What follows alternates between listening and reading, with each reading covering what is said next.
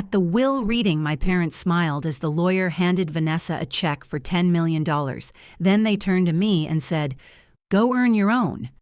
I didn't cry. I didn't flinch. I just stared at the polished table, pretending my pulse wasn't thudding in my ears. Then something shifted. An older man in a gray suit stood up. "There's one more document," he said, unfolding a worn envelope with my grandfather's handwriting on it. My mother's smile faded. My father's fingers twitched. Vanessa's eyes narrowed. That envelope changed everything. It wasn't always like this. I didn't grow up expecting betrayal. I grew up trying to earn love. I used to think if I just worked harder, stayed quieter, became more useful, they'd see me. Maybe not like they saw Vanessa sparkling social, the favorite since birth, but at least as someone worth something. I told myself it was a phase, that families grow uneven sometimes, like trees bent by wind, but eventually the roots catch and the love settles in. But mine didn't. Not even close. From as far back as I could remember, I was the background noise in a house tuned to Vanessa's frequency. The first time I tried to show my dad a science project, he glanced at it for 5 seconds, then said, "Did you clean your room?" When I got into a top-tier summer research program at 15, my mother asked if it would interfere with Vanessa's recital. Still, I stayed loyal. I memorized Vanessa's class schedule in college, so I could send her encouragement texts before her exams. I remembered birthdays, booked family flights, researched elder care plans for our grandparents when no one else wanted to deal with it. All while balancing a double major, 2 part-time jobs, and an internship at the Botanical Research Center. I told myself, just stay in the game. They'll see you. Then Grandpa got sick, the only one who ever really listened to me. The man who mailed me newspaper clippings about new irrigation tech and called me his quiet spark. He'd always been the soft place to land, especially when home felt like performance review after performance review.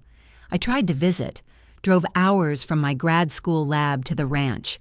Vanessa answered the door and said, "No one's home, Claire. Grandma's out. Grandpa's resting." So I left. I waited for a call. It never came. I didn't even know he had died until I saw a tagged Facebook post from one of my mom's friends, "Beautiful memorial for a beautiful soul." I called my parents. No answer. I called Vanessa straight to voicemail. Finally, I messaged Grandma. She said the funeral's already done. It was this morning. I had been told noon. The funeral had been at 9. I sat in my car outside the church parking lot staring at empty space. They'd buried him and buried me with him. I wish I could say that was the moment I snapped, the moment I cut ties and never looked back. But it wasn't. I still sent flowers, still texted Grandma weekly even when the responses stopped. Still updated my family's emergency contact records. Still hoped. Because some of us, when we've been conditioned to survive on crumbs, still hope for a meal. And so when the call came about, the will reading, I went. Dressed professionally, hair neat, expression calm. I sat beside them, those 3 people I used to think of as my tether to the world. My mother in pearls, my father in a pressed navy suit, Vanessa with perfectly curled hair and a soft, victorious smirk. The lawyer read Grandpa's initial distribution. To Vanessa, he said $10 million from his liquid estate. Vanessa beamed. My parents exhaled like a script had been followed. Then he turned to me and said flatly, "Go earn your own." A clean rejection, as if I were a stranger in my own lineage. I stared at the glossy table. My hands were folded calm, but my pulse throbbed in my wrists like a war drum. And then, like a glitch in their perfect ending, a man stood up from the corner of the room, gray suit, thin-framed glasses, a file in hand. "There's one more document," he said, holding up an envelope yellowed at the edges. "Mr. Whitman left specific instructions. This was to be presented last." Silence. The room shifted. My mother's smile strained. My father's jaw tensed. Vanessa tilted her head that same tilt she used when she knew she was about to be challenged and hated it. The man unfolded the envelope, revealing a page in my grandfather's handwriting, bold, blocky, steady. That single page turned the air electric, and in that moment I realized something was about to crack. Not just their expectations, not just the script they'd spent years perfecting, but the illusion they'd built to erase me. It was about to burn, and in the ashes, maybe I'd finally be seen. The wind hit different out here just past the Charleston city limits, where red dirt meets stubborn grass, and the sky stretches wider than memory. I hadn't been back to the ranch since the spring before Grandpa passed. Driving up that old gravel road felt like turning pages I'd once tried to forget. I parked beneath the same magnolia trees I used to climb as a kid. They still leaned a little too far east, their branches heavy, like they knew something I didn't. The porch was exactly how I remembered it. Sun-bleached planks, chipped paint, and those wind chimes that used to dance like laughter. Now they clinked with a hollow sound, like echoes with no voice behind them. I hesitated at the front steps. My heart wasn't pounding.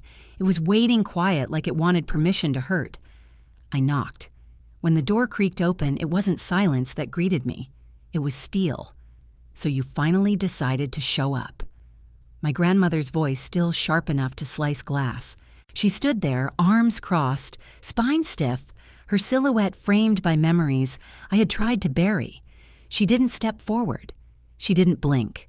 I looked for softness in her face, something familiar, some trace of the woman who once made pecan pie with me every Sunday after church. But all I saw was cold. "Grandma," my voice came out cracked. "What's going on?" "They told me you were too busy," she said, her tone stiff with betrayal. "Said you didn't want to be bothered, that you had your own life now." My throat burned. That's not true. I tried to come by in March. Vanessa was here.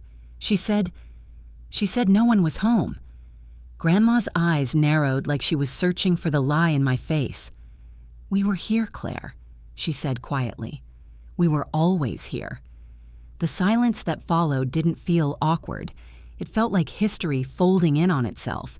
Then without another word, she turned and disappeared into the house. I followed. The air inside was heavy, like the walls were holding their breath.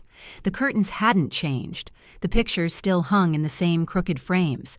But it felt foreign, like someone had rearranged the gravity of the place. Grandma returned with something in her hand, a worn leather notepad. "This is the number he kept calling," she said, passing it to me. I recognized Grandpa's handwriting instantly. Neat, blocky. Like him, strong, deliberate.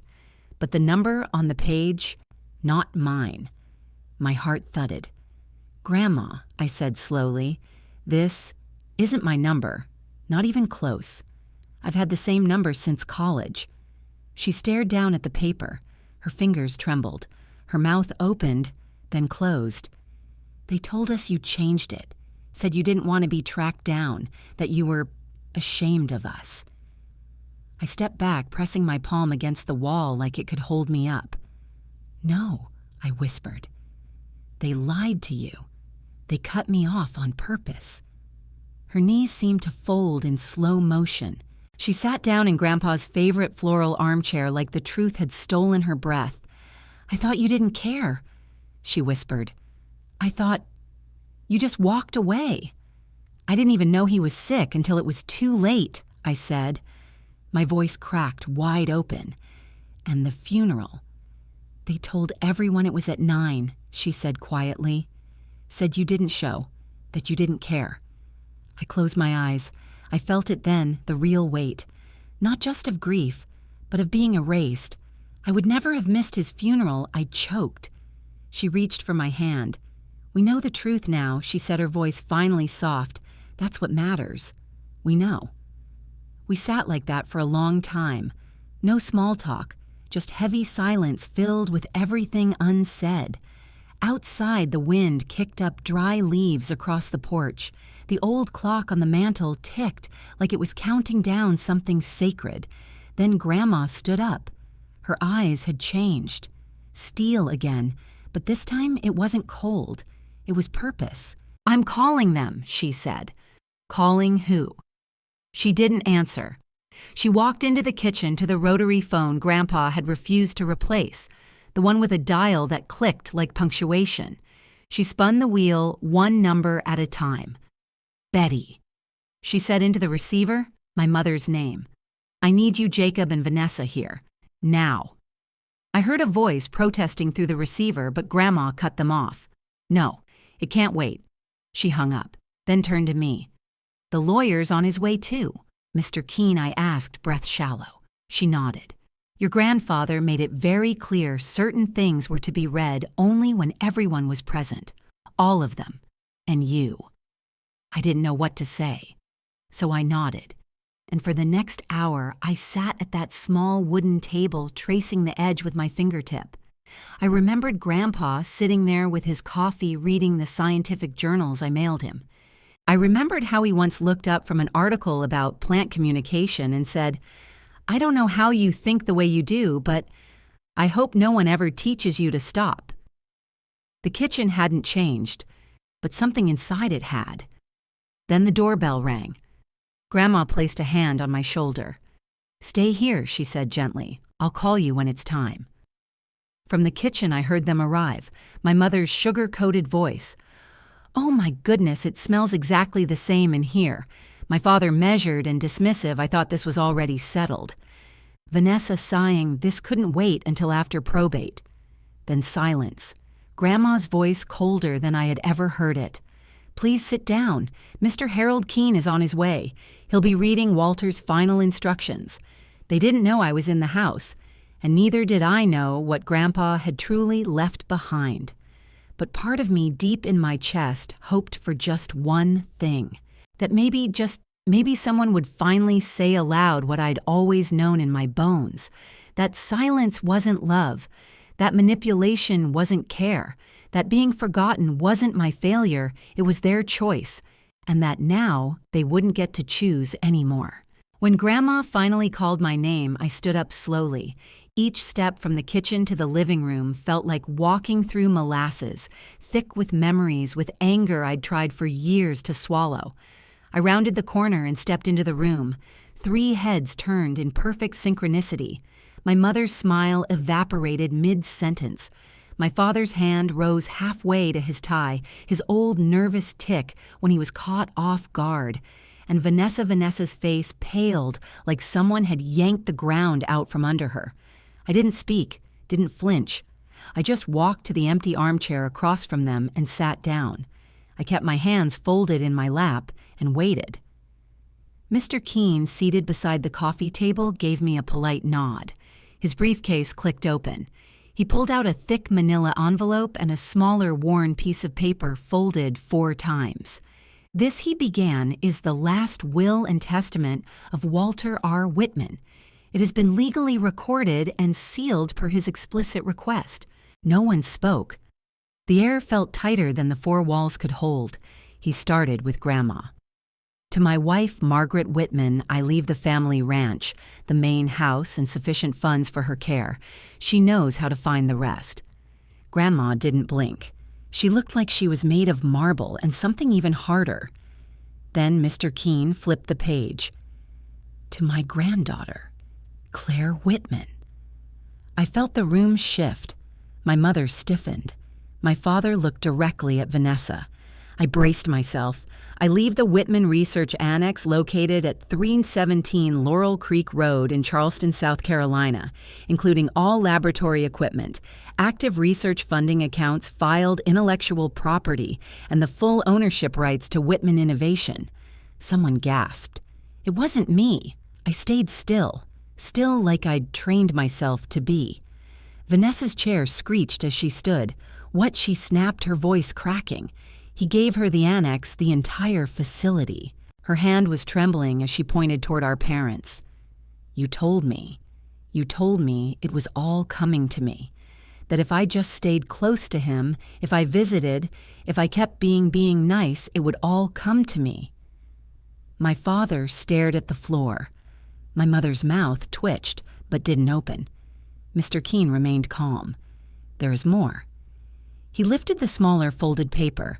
Mr. Whitman also left a handwritten letter addressed to Claire to be read aloud in the presence of her family. Vanessa scoffed. A letter. Seriously, but no one joined her. Even my parents were silent now. Grandma stood and handed him the paper. Her fingers brushed mine firm.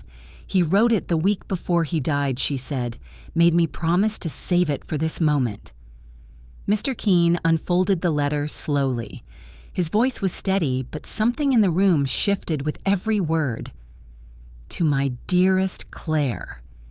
If this is being read, then I'm no longer sitting across from you with coffee in hand and a pencil behind my ear. But I hope you're still asking why, and I hope you're still dreaming in diagrams." My throat closed. "You were always the quiet one, the observer, the one who asked questions no one else noticed existed. You didn't chase attention, Claire. You chased truth. That was never a flaw. It was your gift." Vanessa slumped back in her chair. Mr. Keene kept reading. "You lived in a house that never learned your language. They heard your voice but didn't know how to listen. That was their failing, not yours. I couldn't breathe. Not fully. I remember you at 7 scribbling in that little black notebook timing raindrops. You thought no one noticed, but I did, and I never stopped noticing." My mother's hand twisted in her lap. My father stared hard at the window. "Claire, you were never a mistake. You were my legacy. And I'm proud of you not just for your mind, but for your courage to keep being yourself when it would have been easier to disappear." Mr. Keene paused. I didn't move. "They silenced you," the letter continued, "because they couldn't understand you. Vanessa sparkled in ways they understood, but you glowed in a language they refused to learn." Vanessa shifted in her seat. Her jaw clenched. She played the part they gave her. "You wrote your own, and that takes strength." A tear slipped down my cheek. I didn't wipe it away. Mr. Keene folded the letter carefully. Silence pulsed in the room. It wasn't empty, it was charged. Finally, I spoke. "I remember that science fair." My voice was steady. Too steady. "Mom didn't come. She was at Vanessa's dress rehearsal. Dad left before the awards. I came home with a trophy I wasn't supposed to have." Vanessa rolled her eyes and called it nerd stuff. Dad cleared his throat. "Claire, maybe this isn't the time to—" "No," I cut in sharper. "It's the only time." I looked at Vanessa. "And you, every time I tried to be proud of something, you turned it into a threat." Vanessa's eyes narrowed. "Oh, please.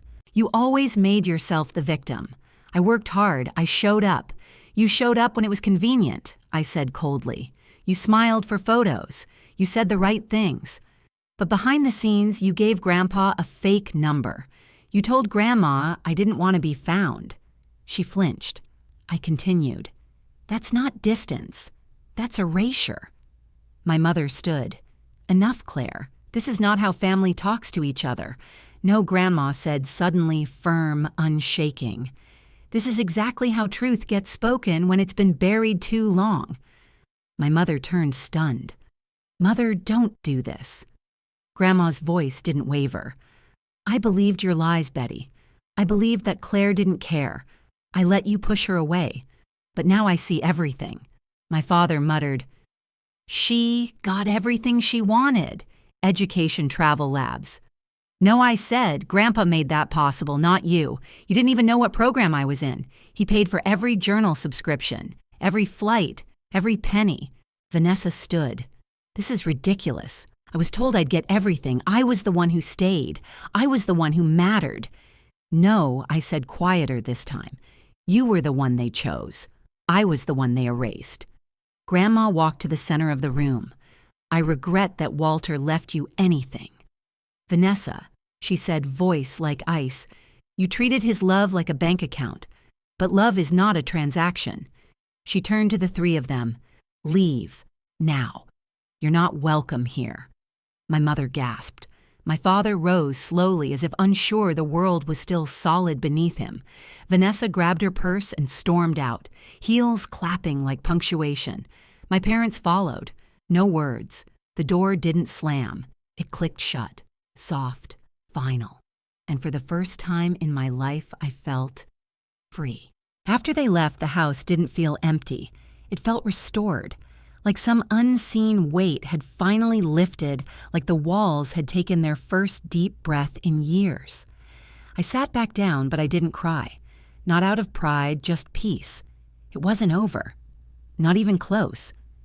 But something fundamental had shifted. I wasn't invisible anymore. Grandma returned from the front door and lowered herself onto the sofa beside me. Her hands rested in her lap, calm now, not clenched like they had been earlier. "They'll come back," I murmured, my voice barely audible. "They always do." She exhaled a long breath full of memory. "Maybe. But this time, we don't have to let them in." That sentence, simple, quiet, struck something deep inside me. I didn't even realize how tightly I'd been holding on to the idea that if I just tried hard enough, they'd let me stay, that if I proved myself, I'd be loved. But I saw it now clearly as the light pouring through the lace curtains. They never wanted me to belong. They just wanted me quiet. That evening, I took a walk around the ranch. The magnolia trees still bloomed near the fence line, their petals pale and soft. The wind tugged at my hair the same way it had when I was 8, and Grandpa held my hand walking through the fields, telling me about the science of root systems. When I came back inside, Grandma had put a kettle on, the same copper one they'd owned since I was a child. The whistle was still too loud. "You know," she said, pouring 2 mugs of tea, "Walter started planning that annex years ago." I looked at her. "Before he got sick," she nodded slowly. 5 years ago. He knew where things were headed with the family. He told me, "Claire's going to need a place that doesn't ask her to shrink." My throat closed again, but I managed a smile. I stayed the night in my old room. The wallpaper had faded and the mattress was still too soft, but the ceiling was exactly how I left it. Glow-in-the-dark stars, forming constellations Grandpa had helped me arrange with scientific precision. He never once questioned why I wanted them accurate. He just climbed the ladder and helped me stick Cassiopeia in place. As I lay there, I didn't feel haunted anymore. I felt reclaimed. The next morning, I brewed coffee for both of us, set it down on the table where the will had been read the day before. The sun filtered through the windows, soft and forgiving. Grandma folded her newspaper and looked at me over the rim of her mug. "So what now?" she asked. I didn't hesitate. "I go see it," I said. "The annex, the lab." She nodded. He'd like that. That afternoon, I drove out to 317 Laurel Creek Road. I expected a sterile building, maybe an abandoned construction site. What I found was something else entirely. It was a barn with wide beams and a tin roof nestled at the end of a long, dusty road. But inside, magic. Sunlight streamed in through glass walls on the east side. The room was filled with equipment, microscopes, centrifuges, data tablets still wrapped in plastic. Shelves held boxes labeled with my name in Grandpa's handwriting. And in the center of the room, on a wide oak workbench, was my childhood notebook, the one I thought I lost in college. Worn leather cover, torn pages, my 7-year-old handwriting sketching out honeybee communication systems in pencil and glitter gel pen. I pressed my hand to it, barely breathing. Grandpa hadn't just believed in me. He'd built me a home for my mind. Over the next few weeks, I moved into the annex full-time. I reached out to Tara and Micah, 2 friends from my graduate program, both as passionate about sustainable agriculture and science accessibility as I was. We started small, a local grant for micro-irrigation testing, then a partnership with a farming co-op for sustainable soil rotation studies. We burned out a pH sensor on day 3, broke a greenhouse fan on week 2, cried over rejected grant proposals and messy data, but we kept showing up, because something had shifted. This place didn't just accept who I was, it demanded it. Late one night, after everyone had gone home and the hallways were dim, I sat on the floor of the main lab, surrounded by coffee cups and scribbled notes. I pulled Grandpa's letter from my bag and unfolded it. One line had been circling my thoughts for days. "You wrote your own role." I read it again. Out loud this time. It hit different when you said it out loud, not just encouragement, instruction. That night, I started writing a new proposal, not for soil testing or crop diagnostics, but for something bigger, something I wished I'd had. A program for kids like me, quiet, curious, overlooked, We called it the Little Scientist Initiative. Our first year, we worked with just 12 students from rural towns where textbooks were outdated and no one had ever brought a microscope to class. We gave each of them a notebook, a replica of mine. Inside the front page, embossed in silver foil, write the things they don't understand. One day, the world will. By the second year of the Little Scientist Initiative, our student count had tripled. They came from towns where school science labs were storage closets and curiosity was treated like disruption. But here in the annex, their questions were fuel. Amber was one of them, a girl with long sleeves, quiet eyes, and a notebook she never let anyone touch. One afternoon, she pulled me aside and with trembling fingers handed me pages of handwritten bee behavior notes. They were messy, full of spelling errors.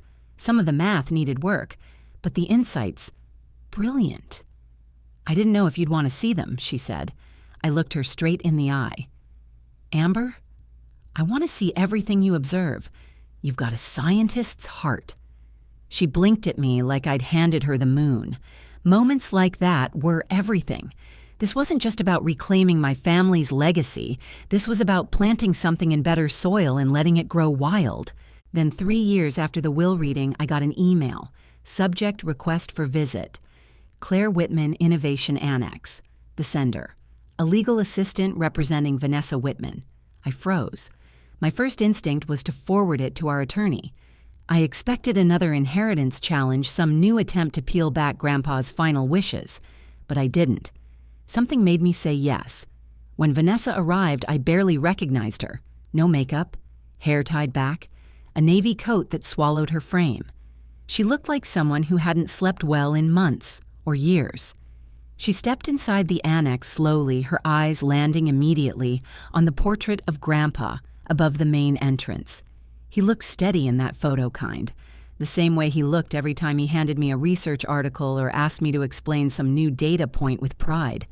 Vanessa stopped walking when she saw it.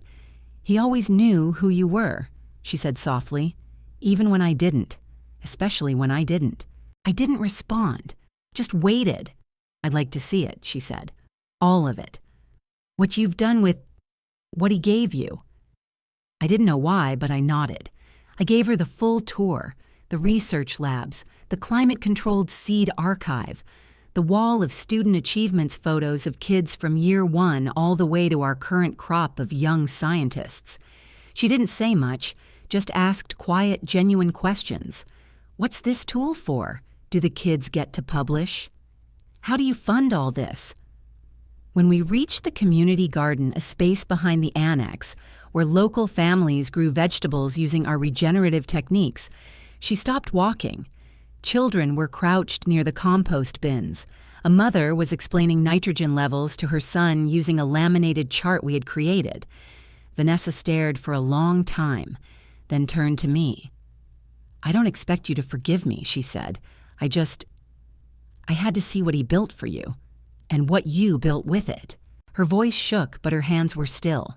She didn't cry, but she didn't need to. I let her stay. There was no long conversation, no apology lecture, no rehashing. She stayed until dusk, then left without asking for anything. And 2 months later, an unexpected email from one of our program coordinators popped up. Coach V is great with the shy kids. She even made one of them rewrite her project speech so she'd feel confident presenting it. I stared at the screen. Coach V, Vanessa. Turns out she'd quietly signed up to volunteer, no press, no performance, no name dropping, just presence. She started coming to our summer camp programs, helping students with public speaking, showing them how to stand tall, speak clear, make eye contact. At the end of her first camp season, she handed me a worn folder. I wrote a little communication guide, she mumbled. "For the ones who freeze up. Thought it might help." I opened it later that night. It wasn't polished, but it was thoughtful, kind, real. She still hadn't said sorry, not with words, but she'd started saying it with actions. And maybe that was enough. We're not sisters in the way people mean it. We'll never share inside jokes or braid each other's hair or trade holiday recipes. But here in this strange little world Grandpa dreamed into existence, we've stopped pretending. And somehow, that's the start of something true. It's been 6 years since the will reading. 6 years since my parents turned their backs and Vanessa's performance crumbled in real time. 6 years since the door closed behind them with a quiet, devastating click, not a slam, just finality. I haven't spoken to my parents since. Not out of bitterness, out of clarity. Sometimes I see their names on forwarded charity press releases or tucked into financial newsletters about retirees in Florida. But I don't click. I don't wonder. What I think about now is the work. The annex has grown beyond anything I could have imagined. What began as one converted barn now stands as a full research campus, 4 labs, 3 greenhouse complexes, a multi-acre community farming initiative, and an outreach center that connects with over 30 schools across the rural South. We've developed drought-resistant seed varieties that now feed thousands in areas where traditional crops fail. We've partnered with researchers from Kenya, Brazil, and the Philippines to explore regenerative agriculture on a global scale. We've helped rewrite school science curricula in underfunded districts, and our Little Scientist initiative. It's a national model now. Last month, I stood on stage in San Francisco to accept a national grant for climate innovation. I wore a navy blue tailored suit and Grandpa's old pocket watch tucked into the breast pocket, the one Grandma gave me last year. Inside the watch lid is a faded photo of me at 10 years old standing proudly beside my science fair board, honeybee communication diagrams surrounding me, smile too wide for my face. That watch sits on my desk now, right where the morning sun hits it. And some days I catch its reflection bouncing across the lab walls like a spark that never quite dies. Some days I still talk to him, not in words, in the quiet. When a student aces their first data presentation, when a grant gets approved, when a test fails and I want to scream, he never let me disappear. Not really. Because now I understand something I didn't back then. Legacy isn't a monument. It's not the money or the land or the name etched on the side of a building. Legacy is a map, a lantern, a quiet set of footprints someone leaves behind so the next person doesn't get lost in the dark. These days, Grandma lives in a small apartment connected to my home in town. She's slower now. Her memory flickers sometimes, but when it counts, she's still sharper than steel. Every morning we drink coffee together in the sunroom. She tells me stories I never knew. How Grandpa planted a tree in the backyard to propose to her. How he believed soil could remember kindness. How he told her when I was 5, that girl's going to outgrow this whole family and they won't even notice. But he did. He noticed. And he left me something better than a legacy. He left me permission to begin again. Some evenings I walk out to the furthest field past the solar irrigation test rows and the children's teaching garden to a small wooden bench Grandpa built by hand. It's weather-worn, slanted just slightly, but still sturdy. From there, I can see the stars. Not the plastic ones I used to stick to my bedroom ceiling. The real ones. And every time I look up, I think of her. The girl I used to be. The girl who kept asking why even when no one listened. The one who clutched notebooks like lifelines. The one who refused to vanish. And on nights when the wind stirs just right, I swear I can hear his voice in the leaves. Write the things they don't understand. One day, the world will. And now, it does. Have you ever had to fight your way back from being erased by your family, by a system, by the people meant to love you most? Drop your story in the comments. And if this story moved, you share it, like subscribe, and remember your voice is not too much. It was never too much.